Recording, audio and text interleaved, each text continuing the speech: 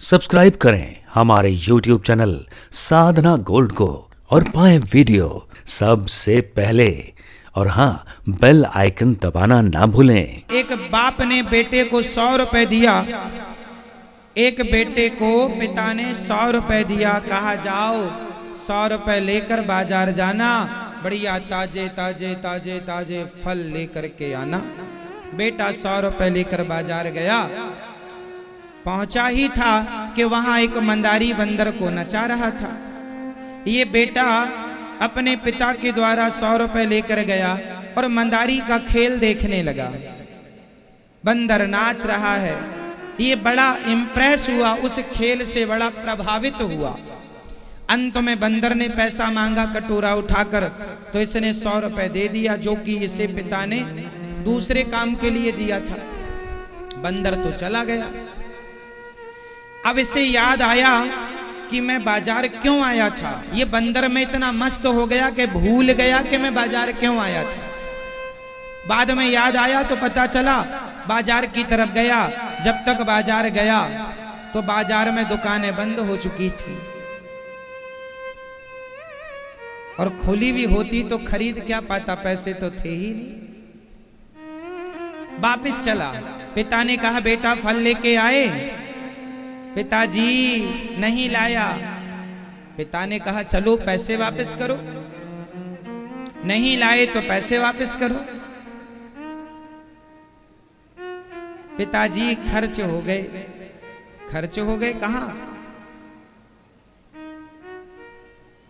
सामान भी नहीं लाया, जिसलिए पैसे दिए थे वो लाया ही नहीं, और पैसे भी खर्च हो गए। अब आप समझिएगा, पिता ने उसे दंड दिया। ये छोटी सी कहानी हमारी और आपकी है। क्या कहानी है, जरा कोशिश करिएगा इसे समझने की। चलो मैं समझाता हूं। मैया नींद आए तो बताना। एक पिता ने अपने बेटे को 100 रुपए देकर बाजार भेजा। इसका अर्थ क्या है? इसका अर्थ ये है कि एक पिता ने अपने बेटे को 100 रुपए देकर बाजार भेजा, तो एक पिता है परमात्मा, बेटे को 100 रुपए दिया। बेटे हैं हम सब, आप हम सब। 100 रुपए मतलब 100 साल की उम्र। एक परमात्मा ने हमें 100 रुपए मतलब 100 साल की आयु देकर, संसार है एक बाजार, इस संसार में हमें और आपको भेज दिया है। जाओ 100 रुपए लेकर। 100 रुपए लेकर आए हो, क्या करना है 100 रुपए का? बोले अच्छे अच्छे फल लेकर आना है। अच्छे अच्छे फल का मतलब है 100 रुपए मतलब 100 साल की जिंदगी में अच्छे अच्छे कर्म करने हैं। 100 साल के जीवन में अच्छे अच्छे कर्म करने हैं। समाज की भलाई, समाज की सेवा, लोगों पर दया, सत्य का रास्ता पकड़ना है, दया करना है। 100 रुपए का हमें ये करना है। लेकिन वो कहाँ लग गए 100 रुपए? मंदारी के खेल में। ये मंदारी का खेल क्या है? बंदर नाच रहा है, मंदारी नचा रहा है। आप लोग भी तो नाचते हैं, बोलो हाँ या ना। कभी पत्नी नचाती है पति को, कभी पति नचाता है पत्नी को। हम सब लोग नाच रहे हैं। आप लोग कहती हो ना मैया हम सवेरे से शाम तक नाचती हैं। घर का काम जो करने में आप लोग चलते हैं, पैसा कमाने, परिवार का भरण पोषण करने के लिए जो भागते हैं, ये क्या है? नाचना ही तो है। तो हम सबका जो 100 रुपए थे, जिसको दिया गया था अच्छे अच्छे कर्मों का फल लाना है, अच्छे कर्म करने हैं, पर अच्छे कर्म ना करके हमने वो 100 रुपए कहाँ खर्च किए? केवल पत्नी, पुत्र, परिवार, संसार के नाच में नाचते रहे। किसके लिए? पत्नी के लिए, पति के लिए, पुत्रों के लिए, परिवार के लिए, इज्जत के लिए, सम्मान के लिए नाचते रहे। और इसी नाच में 100 रुपए खर्च हो गए, मतलब 100 साल की आयु खत्म। जब गए तो भगवान ने कहा क्यों भेजा था? अच्छे कर्म करने के लिए। क्या लाए? खाली हाथ। फिर अब क्या होगा? अब जाओ नरक भोगो। इसलिए मेरी माँ, मर बड़े भाग्य मानुष तन पावा, सुर दुर्लभ सदग्रंथनि गावा। ये मानव का तन बड़े भाग्य से मिलता है। मन आप कहते हैं मन महाराज जी बड़ा अशांत है। मन तो सबका अशांत है। शांत करने पाकिस्तानी नहीं आएंगे, मन को शांत करने आपका पड़ोसी नहीं आएगा। मन को शांत आपको ही करना होगा। सत्संग से, अच्छी बातों से, पॉजिटिविटी से आप ही मन को साधिए। और आज मैं एक बात कहूंगा, मन तो अशांत है ही, इस अशांत मन से मर मत जाइएगा, बड़ा नुकसान हो जाएगा। मरने के पहले आप लोग अपने मन को बिल्कुल शांत कर लेंगे। अरे जिंदगी भर तो अशांत था ही, मरते मरते भी अशांत हुआ, तो फिर मुझे ये बताओ कि तुम्हारा मनुष्य बनना क्या सार्थक हुआ? आप मनुष्य क्यों बने हैं? जो काम आप लोग कर रहे हैं, ये काम तो कुत्ते बिल्ली भी कर रहे हैं। तुम क्या कर रहे हो? बच्चे पैदा कर रहे हो। बच्चे पैदा तो सुअर भी कर रहे हैं, कर रहे हैं, हाँ या ना? बच्चा पैदा करने का काम केवल आप लोग ही करते हैं, ऐसा नहीं है। कुत्ता, बिल्ली, पक्षी, हर योनि में बच्चे पैदा करने की व्यवस्था है या नहीं? बोलो हाँ। फिर तो तुम भी बच्चे पैदा करने में लगे हो, सुअर भी बच्चा पैदा करने में लगा है। फिर उसमें तुम में अंतर क्या रहेगा? तुम भी खाने में लगे हो, ये खा ले, ये खा ले, वो खा लो, वहां से बुला लो, वहां से कुछ भी खा लो, देखना नहीं है कैसा है, खा लो। अरे खाने पीने के पहले विचार करो, क्या खाने लायक है, क्या नहीं है। हमारे यहाँ तो कोई आदमी मर जाए और उसकी माटी में चले जाएं तो घर आते हैं तो नहाना पड़ता है। आप क्या नहाते कि नहीं? किसी के मरने में आप लोग गए हो, घर आएंगे तो नहाना पड़ता कि नहीं? बोलो हाँ, नहाते हैं। सोचो कि मरे हुए आदमी को हम लोग छू लेते हैं तो इसलिए नहाते हैं कि नहाए बिना शुद्धि नहीं होती। मरे को छूने के बाद नहाने पर शुद्धि होती है। और आजकल तो मरे जानवरों को लोग खा जाते हैं। सोचो कि ये कितने बड़े अशुद्ध हैं, इन्हें छूने से तो पता नहीं कितनी बार गंगा नहाना पड़ेगा। मुर्दे को छूने पर नहाना पड़ता है, तब शुद्धि होती है। और आप मरी हुई मुर्गी खा रहे हैं, छूने का तो सवाल क्या, खा रहे हैं। अब तुम कितने बड़े अशुद्ध आदमी हो, ये बताओ, कहां शुद्धि होगी?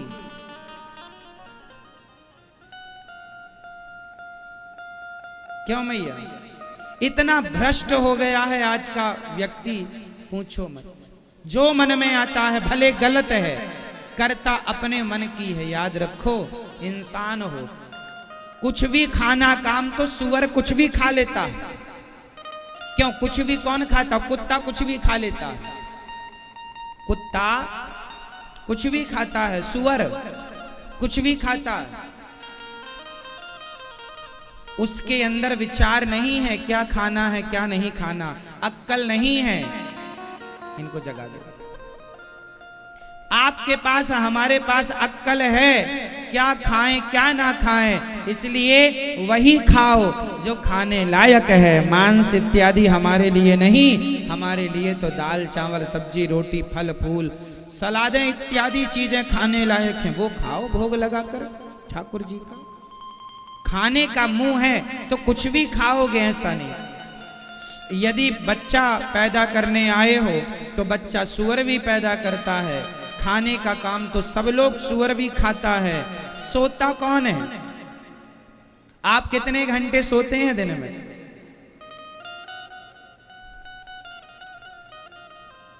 बेटा बताओ, आप कितने घंटे सोते हैं? 1.5 घंटा, 6। रात को कितने बजे सोते हैं? 12 बजे। और कितने बजे जागते हैं? 5:30। सही सही कह रहे हो आप? आपकी माँ कहाँ बैठी है? नहीं है। आप कितने बजे सोते हैं? 10 बजे। जागते कितने बजे? 5 बजे। अच्छा है। समय से सोइए, समय से जागिए, ये इंसानों का धर्म है। और ये इंसानों का नहीं, मैंने बंदरों को भी देखा है। 7 बजे 8 बजे सो जाते हैं और सवेरे 5 बजे जाग जाते हैं, 4 बजे। चिड़िया 4 बजे 5 बजे चहकने लग जाती है। बोलो हाँ या ना? आज का आदमी बच्चे पैदा कर रहा है तो ये काम सूअर भी कर रहा है, खा रहा है ये काम कुत्ता भी कर रहा है, सो रहा है ये काम तो कुत्ता बिल्ली सब कर रहे हैं। ये तीनों काम सब करते हैं। एक चौथा काम एक ऐसा है जो केवल मनुष्य कर सकता है, और वो काम है समाज की सेवा और आत्म कल्याण करना, अपना कल्याण। ये मनुष्य ही कर सकता है। अपने मन को वश में मनुष्य कर सकता है, और मनुष्य होकर ना किया तो फिर आपका मनुष्य होना बेकार है। इसलिए आप लोग अपने मन को अभी से कंट्रोल करो और मरने के पहले बिल्कुल साध लो। और यूं मन में उथल पुथल मच गई ना, मर गई ना मैया, तो अगला दुर्गति हो जाएगी। सारी टेंशन चिंता छोड़ दो, सब भगवान जी करेंगे। आप तो आनंद से भगवान का चिंतन करते करते सारा मन भगवान के चरणों में लगाकर शांत करके मन को फिर भगवत चिंतन करते करते प्राण त्यागिएगा, फिर त्यागिएगा प्राण। यदि मन जरा भी गलत रास्ते पर मरते समय चला गया तो आपकी बड़ी दुर्गति हो जाएगी। इसलिए ज्यादा से ज्यादा मन को केंद्रित कीजिए, मन शांत होगा। अच्छा एक बात बताओ, सुई स्थिर है तो ही उसमें धागा जा सकता है। यदि सुई चल रही है, हिल डुल रही है, उसमें धागा जा सकता है? उसी तरह मन जिस दिन केंद्रित हो गया, स्थिर हो गया, उसी स्थिर मन में परमात्मा रूपी धागा प्रवेश कर जाएगा। अब केंद्रित हुआ ही नहीं तो भगवान जाए कहां से? मन भी उतना ही बारीक है जितना सुई का छेद बारीक होता है, उसमें धागा जाएगा। मन मंदिर में भगवान जाएंगे, शर्त है मन को स्थिर करना पड़ेगा। क्या मन को, क्या सुई को हम हिलाते रहें और आपसे कहें धागा डालो, तो क्या पॉसिबल है? संभव नहीं, हो ही नहीं सकता। उसी तरह मन को केंद्रित किया जाए, और मन जब केंद्रित हो जाएगा तो भगवान प्रवेश कर जाएंगे।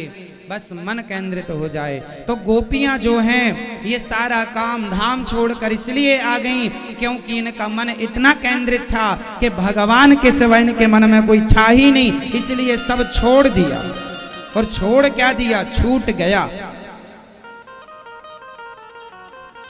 मन में जब भगवान बैठ जाते हैं, मन भगवान में लग जाता है तो संसार छोड़ना नहीं पड़ता मेरी माँ, संसार छूट जाता है। छोड़ना और छूट जाना ये दोनों बातें अलग अलग हैं। यदि आपने छोड़ दिया तो छोड़ देने का अभिमान बना रहेगा कि मैंने छोड़ा है, पर छूट गया तो अभिमान नहीं आएगा। बात समझ में आई? नहीं आई? चलो फिर से समझाते हैं। आम जब तक कच्चा होता है पेड़ को पकड़ के रखता है, और वही आम जब पक जाता है तो पेड़ से छुड़ाना नहीं पड़ता। कच्चे आम को छुड़ाना पड़ता है, लाठी मारोगे तब गिरेगा, पत्थर मारोगे तब गिरेगा, पर पक जाए आम तो अपने आप पेड़ को छोड़ देता है। जिस दिन भक्त की भक्ति पक जाएगी उस दिन संसार छोड़ना नहीं पड़ेगा, सब अपने आप छूट जाएगा। ये संसार छोड़ना है। और आप लोग बूढ़े हो गए हो, आपके बाल भी पक गए हैं कुछ लोगों के। अब बाल भी पक गए तो मन को भी पकाओ।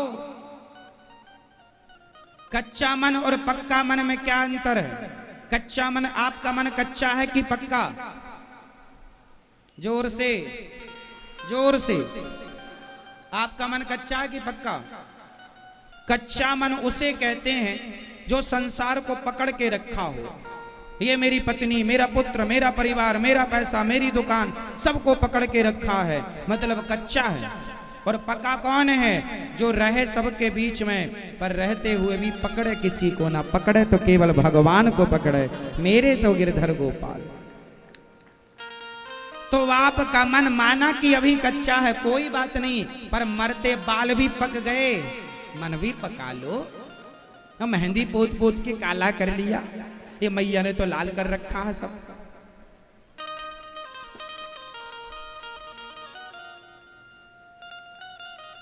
इसलिए मन को पकाइए। मन बिठा दीजिए, बैठिए, चेयर रख दीजिए। मन की चंचलता मिटाना आवश्यक है।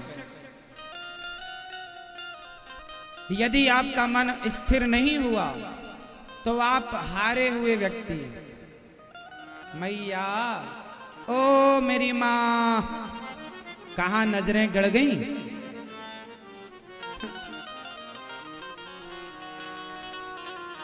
यदि आपने अपने मन को समय पर अपने मन को कंट्रोल नहीं किया तो आप असफल व्यक्ति हैं। आप यदि अपने मन को कंट्रोल कर लेते हैं तो आप सफल व्यक्ति हैं।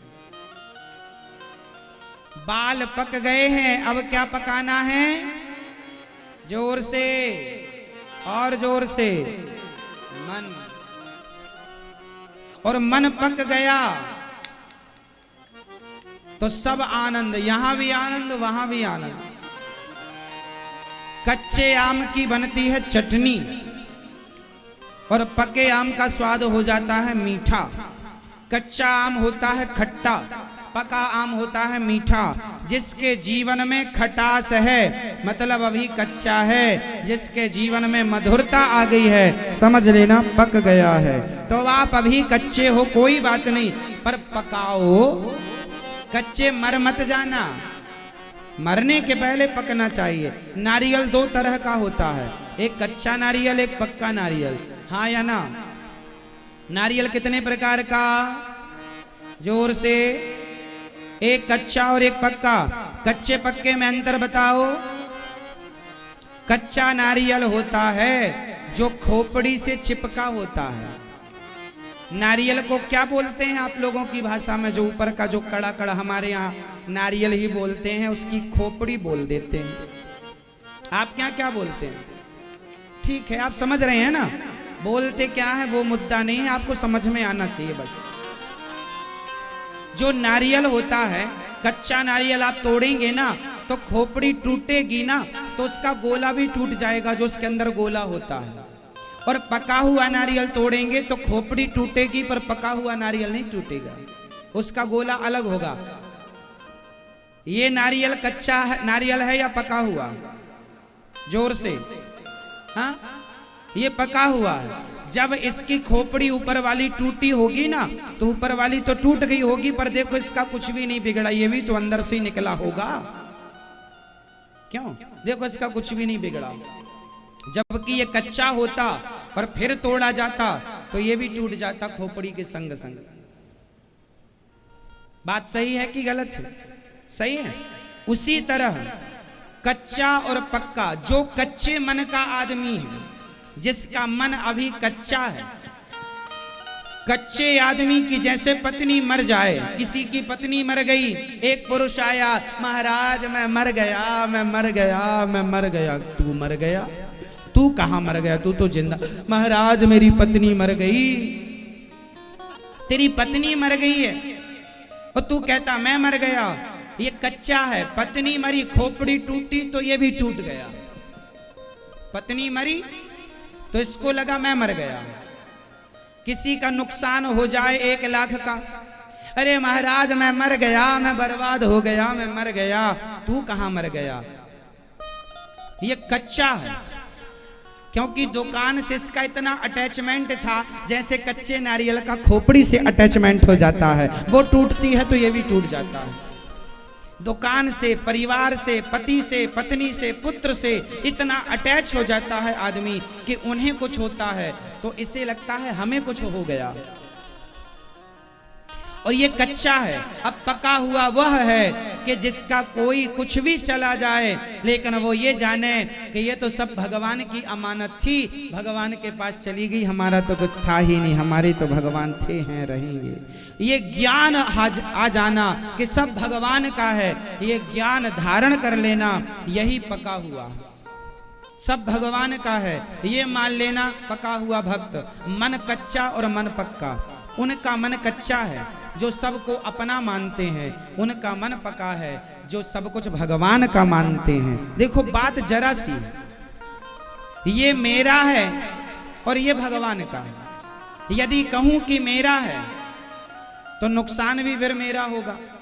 और कहूं कि सब भगवान का, तो भगवान जाने और भगवान का काम जाने।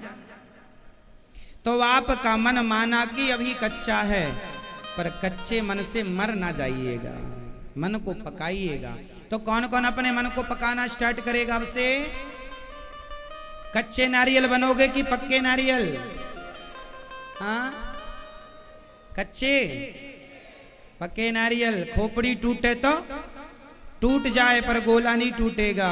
ये दुनिया में कुछ होए होता रहे, पत्नी पति पुत्र परिवार हम सब इस धरती में मेहमानी करने आए हैं। किसी की मेहमानी कभी पूरी हो जाए, किसी की कभी। इसलिए दुनिया में रहो, पर अटैचमेंट दुनिया से।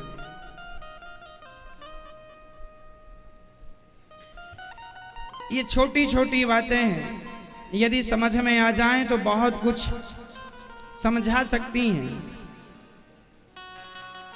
यदि समझ में ना जग छोड़ो ना हरि भूलो। एक अच्छी बात आपको मैं सुना दूं। इसका मतलब ये नहीं है कि आप लोग काम धाम करना छोड़ दें, पैसा कमाना छोड़ दें। ना, पैसा कमाओ, नाम कमाओ, खूब इज्जत कमाओ, सब कुछ करते हुए अपने आप को करता ना मानो। करते तो मेरे भगवान है सब कुछ। ये मान्यता ही आपको पकाएगी।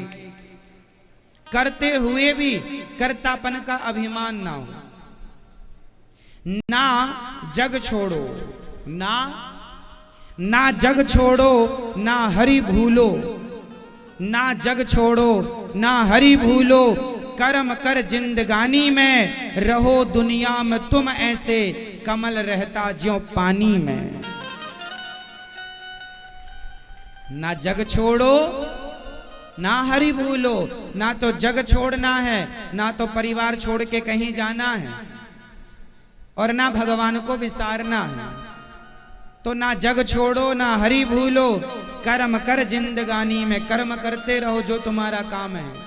ना जग छोड़ो ना हरि भूलो, कर्म करो जिंदगानी में, रहो तुम दुनिया में ऐसे, कमल रहता ज्यों पानी में। जैसे कमल पानी में रहता है पर पानी से अलग है, संसार में रहते हुए संसार से अलग रहो। बस इतनी सी बात है। और ऐसी कौन थी? गोपियां। इसलिए गोपियां सब छोड़ करके, सब छोड़ छाड़ करके, दौड़ करके गोविंद की शरण में आ गईं। सारा पति पुत्र परिवार पैसा बेटा सब छोड़ दिया गोपियों ने। अरे छोड़ क्या दिया? छोड़े तो वो जो पकड़ा हो, गोपियों ने तो पकड़े ही नहीं था ना कुछ। छोड़ने का सवाल क्या, पकड़े ही नहीं। आप लोगों ने संसार को पकड़ रखा है, इसलिए छोड़ने का दर्द भी होता है। पकड़े ही नहीं तो छोड़ने का झंझट नहीं है। भाई छोड़ने का दर्द उसे होए जो पकड़ के रखे, जो पकड़े ही नहीं तो छोड़ने की तकलीफ कैसे होगी?